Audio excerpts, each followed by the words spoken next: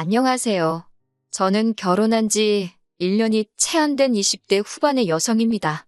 사귀는 동안 크게 다툰 일도 없었고 서로 성격도 비슷했기 때문에 결혼하면 잘 살 줄 알았습니다. 그런데 이렇게 허무하게 이혼을 하게 되었다는 사실이 지금도 믿기지가 않네요. 제가 이혼을 하게 된 이유는 바로 시어머니 때문입니다. 결혼식을 올리기 전까지 저희 시어머니가 이런 분일 거라곤 정말 상상도 못했네요. 남편과 저는 대학교에서 만나서 친구로 지내다 연인으로 발전한 사이입니다. 그래서 사실 연인으로 지낸 세월만 3년이지 그 이상의 시간을 알고 지냈고 종종 시부모님과 만나 식사도 같이 했었어요. 그러는 동안 단 한 번도 시부모님은 저에게 싫은 소리를 하시거나 무리한 요구를 하신 적이 없으셨기 때문에 굉장히 상식적이고 좋으신 분들이라고 믿을 수밖에 없었어요. 하지만 결혼식을 올리고 얼마 지나지 않아 저를 대하는 시어머니의 태도가 예전과는 다르다는 느낌을 받기 시작했어요. 구구절절 다 적으면 밤을 새도 부족할 것 같아서 몇 가지만 말씀드릴게요. 저희는 신혼집을 시댁에서 멀지 않은 곳에다 구했습니다. 집 자체는 시댁이나 저희 집이나 반반씩 보태주신 돈으로 구했는데 시어머니께서 가까이 살고 싶다고 자꾸 어필을 하셔서 시댁에서 차로 5분 정도 되는 가까운 거리에 집을 구하게 되었습니다. 덕분에 일주일에 한 번 정도는 식사를 같이 합니다. 통화는 일주일에 두세 번쯤 하고요. 그런데 이렇게 한 두 달쯤 지났을 무렵 시어머니께서 전화를 해오시더니 다짜고짜 막말을 쏟아내셨어요. 저더러 얼마나 대단한 일을 하길래 안부 전화도 안 하냐며 저에게 시부모가 죽어서 정말 썩어문드러져도 모를 거라 하셨습니다. 니네 부모님이 그렇게 가르쳤냐며 참 싸가지가 없다 하셨고요. 정확히 3일 전에 가족 다 같이 식사를 했고 그때 평소와 다름없이 분위기도 좋았어요. 당연히 시부모님 두 분 다 매우 건강하셨고요. 그런데 그 이후에 전화 안 했다고 이 정도로 욕을 먹을 일인가 싶었고 정말 어이가 없었습니다. 처음 겪는 상황에 너무 벙쪄서 일단은 죄송하다고 몇 번을 사과드렸어요. 이윽고 시어머니가 전화를 끊으시고서야 정말 내가 아는 그 시어머니한테 온 전화가 맞나 싶어서 몇 번이고 눈을 비비고 핸드폰을 들여다봤습니다. 퇴근한 남편에게 이야기하니 처음엔 믿지 않는 눈치였어요. 그래서 전화 걸려온 시간을 보여주면서 진짜로 그러셨다니까. 시어머니가 혼자 집에 계시다 보니 외롭고 적적해서 그러신가 보다며 앞으론 하루에 한 번 정도는 먼저 연락을 드리라고 하더군요. 제가 남편한테 당신도 시어머니께 매일매일 하루에 한 번씩 전화드리고 있었냐고 물으니 자기는 원래 안 한다는 했습니다. 그런데 저도 친정부모님한테 원래 그렇게 매일같이 연락해서 미주알고주알 말하는 스타일이 아니거든요. 남편한테 왜 당신한테는 시어머니가 전화해서 뭐라 안 하시고 나한테만 그러시냐고. 나도 당신이랑 비슷한 성격인데 그러자 남편은 시어머니가 아무래도 딸이 없다 보니까 며느리랑 딸처럼 지내고 싶으신데 제가 안 따라줘서 서운해서 그러시는 거라더군요.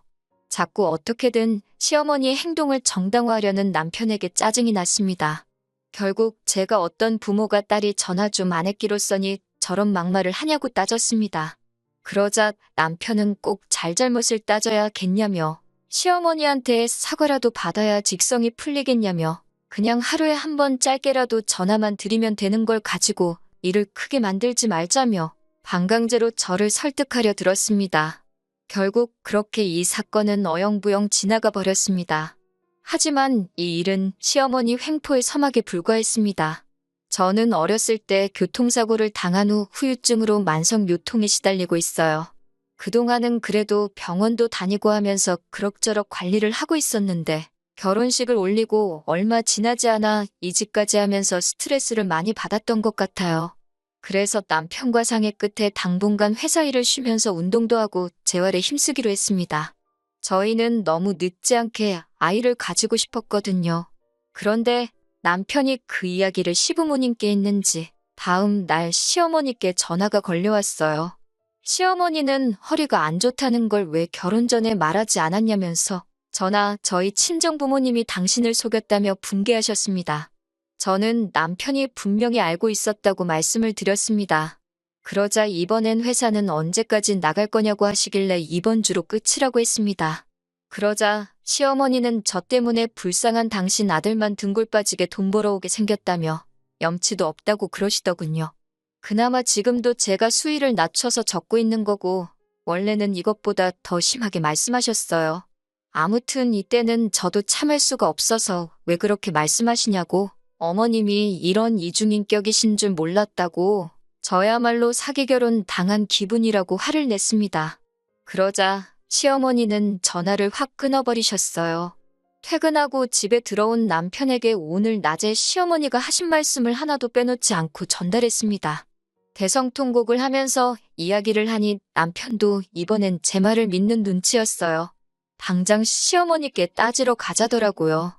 그렇게 시댁에 도착해 남편이 왜 말씀을 그런 식으로 하셨냐 따져 물었습니다. 그러자 시어머니가 갑자기 눈물을 쥐어 짜내며 새아가가 아프다고 하니 시어미로서 걱정이 되어 전화 한 번 건 것뿐인데 그것마저 듣기가 싫다 하니 더는 할 말이 없다며 미안하다 하시더라고요. 정말 입이 떡 벌어질 정도의 놀라운 연기 실력을 가지고 계셨습니다. 핸드폰 녹음을 안 한 제 자신이 원망스러울 정도였어요. 나중엔 시어머니가 목 놓아 우는 신용까지 하셨고 그러자 남편이 죄송하다 하더라고요. 그러면서 저에게 저번부터 자꾸 일을 크게 만드는 것 같다며 아무리 며느리들이 시자만 들어가도 소름 끼쳐 한다지만 그래도 이건 아니지 않냐며 한숨을 내쉬곤 시부모님께 소란스럽게 해서 죄송하다고 사과를 하라고 했습니다. 급기야 남편은 제 목덜미를 짓누르다시피 하더니 억지로 저를 무릎 꿇게 하더군요. 저는 결국 시댁을 뛰쳐나와 집까지 걸어오면서 정말 미친 여자처럼 울었습니다. 그 일 이후로 남편과 헤어져야겠다는 생각을 했습니다. 사이코 같은 시어머니 때문에 정신이 어떻게 될 것만 같았고 남편은 제 말을 믿어주지 않았으니까요. 하지만 머리로는 헤어져야지 생각하면서도 쉽게 결단을 내리지 못했습니다. 이혼녀가 된다는 두려움이 컸던 거예요. 결국 결단을 내리지 못하고 며칠 동안 시간만 흘러갔어요. 스트레스 때문인지 몸이 좋지가 않아서 병원을 찾았다가 제가 임신을 했다는 놀라운 소식을 듣게 되었습니다. 임신 4주차였어요. 이혼을 생각했던 마음도 눈 녹듯 사라졌고 남편과 저는 서로 노력하며 살자고 다짐했습니다. 그 어느 때보다 행복하고 기뻤어요. 그리고 2주 후 임신 6주차가 되었을 때 찾은 병원에서 뱃속의 아이가 쌍둥이라는 사실을 알게 되었어요. 자연 임신의 일란성 쌍둥이로 굉장히 드문 경우라고 하더군요. 하지만 임신을 알아차렸을 때부터 허리 통증이 점점 더 심해져 왔습니다. 일어서면 왼쪽 다리가 너무 저리고 시간이 지나도 통증이 사라지질 않았어요. 진통제를 먹거나 주사를 맞을 수도 없었기에 온몸을 비틀며 스트레칭을 하는 게 전부였습니다. 통증으로 인한 스트레스는 저를 예민하게 만들었고 입덧도 심해져만 갔어요. 특히 시어머니는 제가 임신했다는 이야기를 듣고는 자꾸 저희 집에 오려고 하셨습니다. 남편은 출근했고 시어머니가 좋은 소리를 하러 오실 리가 없다고 생각했기에 어떻게든 못 오시게 하고 싶었지만 방법이 없더라고요. 사실 남편에게 한 번 부탁을 했었는데 남편은 오히려 임신한 며느리를 챙겨주고 싶어서 그러시는데 어떻게 못 가게 하냐며 저에게 서운하다고 하더라고요. 그러다 제가 결국 시어머니랑 완전히 연을 끊게 된 건 얼마 전 있었던 사건 때문이에요. 임신 6주차에 병원을 찾아 처음 쌍둥이라는 걸 알게 되었을 때 의사 선생님이 둘 중 하나의 심장 소리가 안 들린다고 아마 곧 도태될 거라고 하셨습니다. 문제는 도태 과정에서 정상적으로 심장이 뛰는 다른 태아에게도 부정적인 영향이 있을 수 있다고 하셨어요. 생각지도 못한 임신에 대뜸 쌍둥이까지 정말 많은 일이 있었는데 유산 가능성이 있다고 들으니 너무너무 걱정이 되더라고요. 결국 8주차에 계류유산 진단을 받았습니다. 7일 내로 수술을 해야 한다고 하더라고요. 그 소식을 들으신 시어머니께서는 노발대발 난리가 나셨습니다. 전화를 걸어와서는 도대체 어떻게 생겨먹은 몸이길래 애 하나 제대로 간수를 못하냐며 저에게 막말을 쏟아내셨습니다. 그런 식으로 말씀하시는 시어머니를 보니 화도 나고 속도 상했지만 그래도 뭘 모르시니 저러시겠지 싶어서 계류유산은 특별한 이유 없이 발생하는 일이라 제 잘못이 아니라고 설명을 해드렸어요. 하지만 시어머니는 들으실 생각이 아예 없으셨습니다. 그냥 처음부터 저를 비난하고 싶으셨던 거겠지요. 저에게 애 낳기 싫어서 몰래 약이라도 먹은 거 아니냐고 그러시더군요. 제가 어떻게 그런 말씀을 하실 수 있냐고 하니까 맨날 허리 아프다고 징징거리지 않았냐면서 임신하니까 허리 더 아플까봐 그런 거 아니냐고 하셨습니다. 제가 진짜 어이가 없어서 제가 일부러 그랬다면 진작에 병원 가서 수술했지 뭐하러 죽은 애를 뱃속에 품고 다녔겠냐고 따졌습니다. 그러자 시어머니가 하시는 말씀이 당신도 그런 비슷한 일이 있었는데 배가 얼마나 아프고 피도 얼마나 많이 났는지 모른다면서 저는 당신이 보기에 너무 멀쩡하다고 의심스럽다고 하더군요. 더 이상 이런 대화를 하면서 이런 대접을 받을 필요가 없다 싶었습니다. 그나마 다행인 건 얼마 전 핸드폰을 바꿨는데 통화가 자동 녹음이 되게끔 설정이 되어 있었더라고요.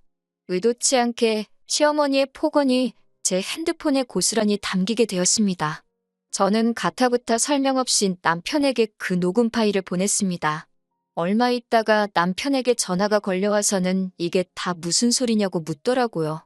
당신 어머니가 나한테 이랬다고 하니 말도 안 된다면서 자기가 확인해 본다고 하더라고요. 저도 더는 신경 쓰고 싶지 않아 그냥 헤어지자고 했습니다. 시어머니랑 확인을 하든 말든 이제는 관심도 없고 이혼하고 싶다고요. 그리고 그 길로 단촐하게 짐만 챙겨서 친정으로 향했습니다. 연락도 없이 친정에 찾아갔으니 친정 부모님이 많이 놀라신 눈치였어요. 그동안 제가 시어머니랑 사이가 안 좋다는 건 어렴풋이 아셨을 테지만 그래도 한 번도 제가 미주알고주알 얘기한 적이 없었기에 막연히 둘이 알아서 잘 살겠지 생각하셨다고 했습니다. 저는 그동안 쌓여왔던 울분과 서름을 토해내듯 부모님 앞에서 울었습니다.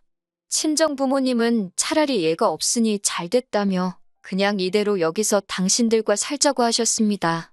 이튿날 친정어머니와 함께 다시 원래 살던 동네로 돌아와 산부인과에 갔습니다.